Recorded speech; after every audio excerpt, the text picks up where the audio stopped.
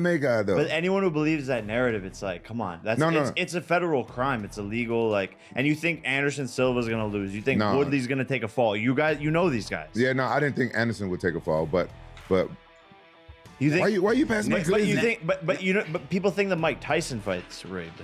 You think Mike Tyson's gonna? No, I don't think Mike Tyson would ruin his. Why are you pulling out glizzies? Don't ever disrespect him talking about fake fights. You want one of these glizzies? No, but I'm genuinely interested in the people. I try to understand, like. No, everybody's saying Mike Tyson pulled his punches. I try to understand dumb people because I can't relate. Like, I really genuinely spend parts of my day like trying to like see people online and like think like, how could someone be so dumb? And I still don't get it. No, I think people wanted to believe that. That's what the difference. But it's just is. like it just rigged, this, that, and the other. Do you think now, at the very least, that talk goes away? Broke his jaw, went in there against Anthony Joshua. At the very least, do you think that you guys can move on from that? Like, that won't follow you? No, I don't. I actually, you know, our lawyers are actively going after a number of people. One who claims to be a lawyer himself online. I don't remember the name or the handle, but it was something that had like 200,000 likes. And basically this post said there was an agreement for AJ not to knock out Jake, but AJ disregarded the agreement and decided to not get his payday, but knock out Jake Paul. So it's pretty astonishing what people say. Your dear friend Lou DiBella, saw him put up a bunch of ridiculous things and even said, Nikisa, go ahead and sue me. But this wasn't a real fight. He was pulling punches. He wasn't giving it his full effort. And so for the people, you know, again, just to clear this up, because I asked Eddie this question, I'll ask you the exact same question. Once and for all, was there any sort of arrangement as far as it should go this many rounds? Because that's the one that I've heard. Oh, Anthony agreed to 3 rounds, 4 rounds. Can you tell us in black and white if there were any talks of any kind between the network, the promotion, the fighter? There has never once in Jake Paul's career been any talk of that sort, of anything to do with the fight being anything but a real fight that has exactly the same situation as any professional fight. And that's exactly the same thing here for the Anthony Joshua fight. It's just beyond mind-blowing that people would think that. Anthony Joshua was on record saying that if he didn't finish him in the first round, that would be disappointing, that it would be a failure. The narrative changed as we got closer to fight night and obviously post-fight, and I understand why, but they were pretty adamant it would take. How about Jake? What do you think of Jake? Clown. Yeah. He's a clown. But I know that Jake can't fight. Can't fight. He can't fight. Started the rigged fights rumor. He's the one that started the steroids rumor. So yeah, he did have all of us thinking that you was rigging those fights, though. I ain't gonna lie, he right about that. But how did you honestly believe that? You honestly believe that? I wanted to believe it when you fought Woodley. You know, but me, I'm gonna speak my mind. I'm just gonna keep it 100, man. Jake Paul is fugazi. He's fake. That's how you feel.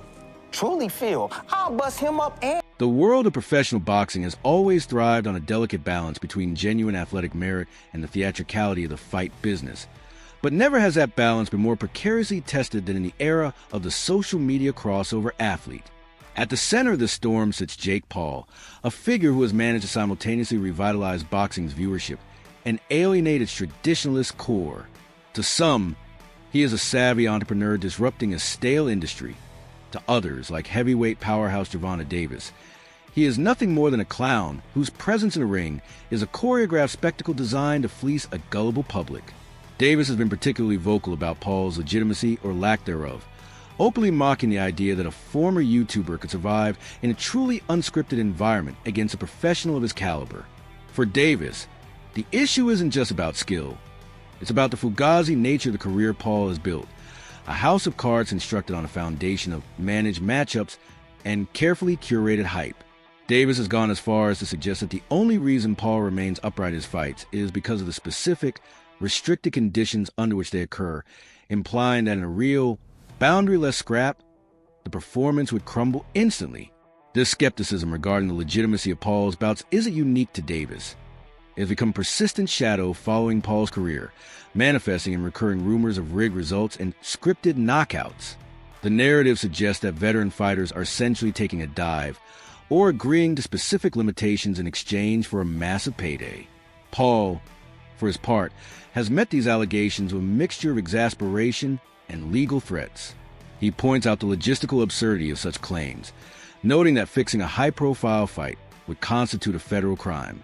In his view, the idea that legendary figures like Anderson Silva or Tyron Woodley would risk their reputations and legal standing to throw a fight is a fantasy born out of pure hate and an inability for the public to reconcile his YouTube origins with his actual athletic progression. Paul has even remarked on the irony of the situation, stating that he spends parts of his day trying to comprehend the mindset of people who believe these conspiracies, ultimately concluding that some fans are simply driven by a desire to see him fail, regardless of the evidence presented in the ring. However, the conversation shifted dramatically when Paul stepped into the ring with a fighter of Anthony Joshua's stature. Unlike the aging MMA stars Paul had previously targeted, Joshua represented a world class. Not to win this fight. And I really didn't know if it was going to last 30 seconds or 8 rounds. And every time he threw a punch, I like wince, because he's a big man and he's an incredible boxer and he's still in his prime. And he's got a very long reach, and he's got a lot of power in that right hand, and that left hook is terrifying as well. And so I thought it could end at any moment. And so because of that, I was captivated and enthralled, because I literally thought that he could take Jake's head off at any moment. So a 30-second knockout wouldn't have been a great surprise to me. The fact that Jake went 6 rounds, I think he should view as a moral victory. Sounds like he's proud of himself. Do I think it was the greatest fight of all time? Of course not. Was I expecting the greatest fight of all time? Of course not. Honestly, up until the walkouts, I was like, I can't even believe that this is still happening. I can't believe that this is a real thing that's about to, unfold in front of our eyes. There was a lot of pressure, I think, on Anthony's shoulders for 2 reasons. He's coming off a knockout loss. I don't think that was discussed enough in the lead up to this fight. When you are coming off a knockout loss, you are a little bit tentative, gun shy. You remember it, and he had not fought since then, and it was like 15 or so months ago. And so I think he was very worried about slipping on a banana peel, about screwing up for boxing and screwing up for his legacy. And then I thought that he was like headhunting a little bit, and that's not really his style, and he was swinging and missing, and I thought that was getting to him a little bit. Do I think he was playing with his food? No, there were a couple times where he was going to the body, and I was like, why aren't you going to the head? Prime heavyweight champion, an Olympic gold medalist with a reach and power that few humans on Earth can match. The lead up to the fight was marred by the same rigged whispers, with some online commentators claiming there was a secret agreement that Joshua would not knock Paul out early. Nikki Sabai-Darian, Paul's business partner and manager, has been aggressive in dismantling these rumors, even threatening lawsuits against those who propagate the idea of a pre-planned script. Baidarian insists that Paul's career is built on legitimate competition, and that the Joshua fight was no exception. He points to the sheer danger involved in facing a man like Joshua as proof that no arrangement could ever truly exist. One wrong move against a heavyweight of that caliber doesn't just result in a loss. It results in a life-altering injury. The reality of that danger became undeniable when the fight actually unfolded. Jake Paul didn't just lose. He was stopped in a manner that left him with a broken jaw, a physical testament to the reality of the sweet science. Ariel Helwani, a seasoned observer of the combat sports world, reflected on the matchup with a sense of grim fascination. Helwani noted that while many were captivated by the spectacle, the outcome was never truly in doubt for anyone who understood the mechanics of the sport. Joshua is an incredible boxer in his prime, and the physical gap between him and Paul was immense. Helwani described a sense of wincing every time Joshua threw a punch, terrified that he might literally take Jake's head off. From this perspective, the fact that Paul lasted 6 rounds was a moral victory in itself, though Helwani was quick to point out that this didn't make the fight a technical masterpiece. It was a bizarre, captivating event that saw a world-class champion playing a high-stakes game of banana peel, terrified of a fluke loss that would ruin his legacy, while Paul fought essentially for his survival. This boxing match. It just wasn't. Jake Paul had a very healthy fear for his life while he was in there, and he was moving as such. He was staying away from him. He was running away. He was trying to get distance. Then he was trying to step in to win this athletic competition, and then he's trying to get out of the way so that he doesn't get hurt again. He was fighting Then it turns to where he can't stay away anymore. So now he's got to go the other way. He's got to go forward. So now he's clinched him. Now he's dropping down to his knees. He's going below the waist. He's getting to double leg positions. He was fighting. These guys were fight. Jake was fighting for his survival, and you could so see it. You could see this animal who's been caged and is just trying to make it through, not even kill its prey, just make it through. And it was incredible. It was really incredible. So on the back end, some of the comments that I made or that I had heard were so confusing to me. It was a very good competition. I will tell you, it breaks my heart too that Anthony Joshua can't get him out of there in one round. Dave Portnoy had made a comment before the fight. He said, I like Jake. I wish well for Jake. Of course I'm taking Joshua. And then Portnoy made his point. And he said, because I believe in boxing. This isn't if I'm cheering for Jake or if I think that Joshua's more experienced or better. I believe in boxing. I believe boxing's real. If boxing is an actual sport, if it is an actual sweet science, then of course a guy that's done it 11 times cannot compete with the Olympic champion. Of course. Rival aspect was picked up by other critics who were less impressed by Paul's durability. Media commentator Luke Thomas offered a biting evaluation, suggesting that the praise Paul received for surviving a few rounds with Joshua was misplaced. Thomas argued that Joshua wasn't necessarily carrying Paul in a scripted sense, but he also wasn't stepping on the gas in the way he would against a top-tier contender. According to Thomas, Paul spent much of the fight running and clinching, utilizing a defensive strategy that prioritized not getting killed over actually trying to win the contest. This creates a narrative loop. Paul survives. His supporters call it proof of his skill, and his critics call it a byproduct of a superior fighter, simply not trying hard enough to end the night early. Thomas remains steadfast in his belief that the applause for Paul is premature, as being outclassed by an elite opponent doesn't inherently earn one the right to be called professional peer. Former UFC fighter and analyst Chael Sonnen took the critique a step further, questioning the very logic of the matchmaking. In a sport that usually demands a slow, methodical climb through the ranks, Paul's leap to a fight with Joshua defies every convention of boxing. Sonnen highlighted the psychological state Paul must have been in, a healthy fear for his life, as he navigated the ring against a man who outweighed him by nearly 100 pounds. Sonnen described Paul as a caged animal. Just try and make it through the night, rather than a hunter looking for prey. This highlights a fundamental divide in how the fight was perceived, as a brave attempt at the impossible, or as a dangerous, illogical stunt that threatens the integrity of professional boxing.